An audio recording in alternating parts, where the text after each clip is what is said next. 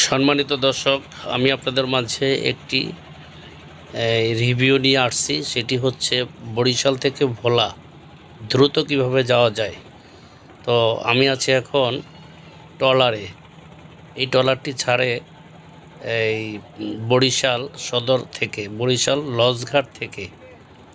তো বরিশাল লঞ্চঘাটের পাশেই এই ট্রলারটি ছাড়ে।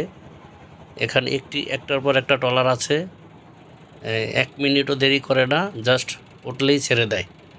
এই ট্রলার ভাড়া নেবে 5 টাকা, নামিয়ে দিবে কাউয়ারচর, বরিশালের অন্তর্গত এই নদীর ওপার কাউয়ারচর, এই যে দেখতে পাচ্ছেন।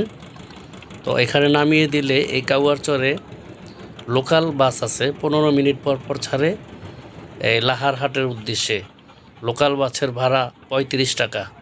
মোটরসাইকেল আছে, যদি কারো আরও তাড়া থাকে সে মোটরসাইকেলে যেতে পারে। লাহারহাট পর্যন্ত 100 টাকা নেয় মোটরসাইকেলে। তো লাহারহাট চলে গেলে লাহারহাট থেকে স্পিড বোট আছে, জনপ্রতি 150 টাকা ভাড়া নেয়। এই হচ্ছে ভোলা ভেদুরিয়া ঘাট থেকে স্পিড বোট থেকে ভেদুরিয়া ঘাট থেকে আপনারা সিএনজিতে যেতে পারেন, মাত্র 40 টাকা ভোলা সদর। এই হচ্ছে বরিশাল ভোলার সংক্ষিপ্ত রিভিউ। আপনারা ভিডিওটি দেখে উপকৃত হলে ভিডিওতে একটি লাইক দেন এবং আমাকে সাপোর্ট করেন।